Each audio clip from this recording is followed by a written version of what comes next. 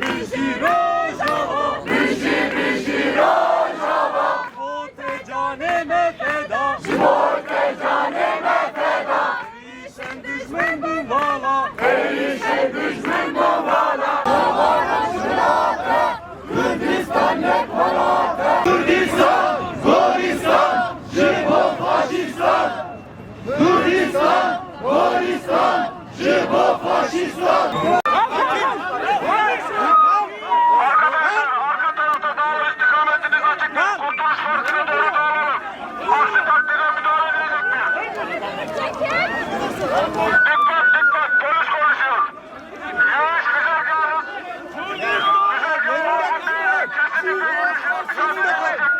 Kürdistan, Goristan, Jibo faşistan. Kürdistan, Goristan, Jibo faşistan. Polis konuşuyor.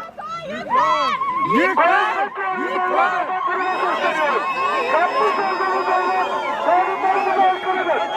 Lütfen polis arkasına yüklenmeyin. Dağılma istikametiniz Kurtuluş Partileridir. Dağılın.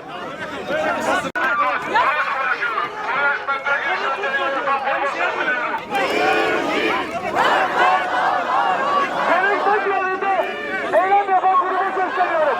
Yapmış olduğunuz eylem kanunlarımıza aykırıdır. Polis barikatına yüklenmeyiniz. Lütfen eyleminize derhal son veriniz. Dağılma istikametiniz Kurtuluş Partileridir. Dağılınız. Serhıdan şiyane, ey berfedan şiyane, serhıdan şiyane. Şehit amirim, şehit amirim, şehit amirim. İhanet onurumuzdur.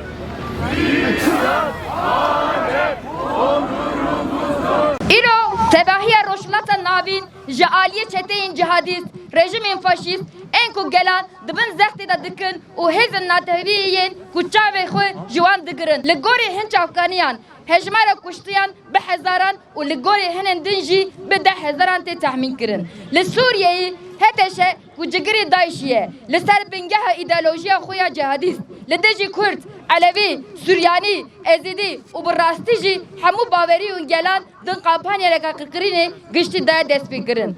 Bêguman ev hemû di şevekî de çêne bûn.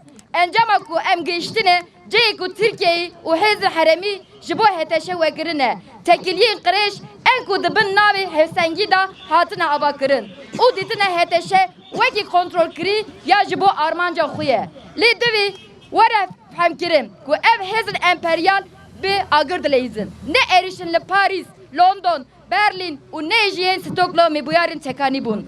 Operasyona daviyê ya Daişê ya li Yalovayê encama afirandinê cih ji bo bir zihniyete cihadist e. Yıllardır süregelen bu zihniyet hemen her zaman da karşısında onurlu bir direnişle karşılaşmıştır.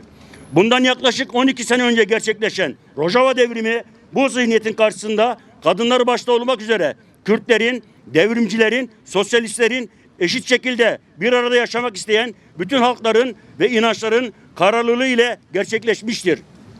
İran'da ise yaklaşık 45 senedir süregelen diktatörlüğe karşı direnişler her zaman olmuştur. Özellikle son zamanlarda yükselen kadın mücadelesi ve onların kazanımları bu diktatörlükte gedikler açmış, giderek rejim zayıflamıştır. Rojava'da cihatçı aparatlar, İran'da şeriat devleti. Araçlar farklı, hedef aynı. Kürt halkını statüsüz bırakmak, kadın özgürlüğünü yok etmek, halkların birlikte ve eşit yaşama ihtimalini ortadan kaldırmak. Ve evet, bu saldırı hattı Türkiye'deki demokrasi mücadelesiyle doğrudan ilgilidir. Çağrımız açıktır. Halkların yanında açıkça saf tutacağız ve bu düzenin çarklarını tersine döndüreceğiz. HTŞ'ye alan açan politikalara karşı çıkıyoruz. İran şeriat rejiminin suçlarını teşhir ediyoruz ve halkların özgürlük taleplerini dile getiriyoruz. Behvedana gelen yaşasın halkların direnişi.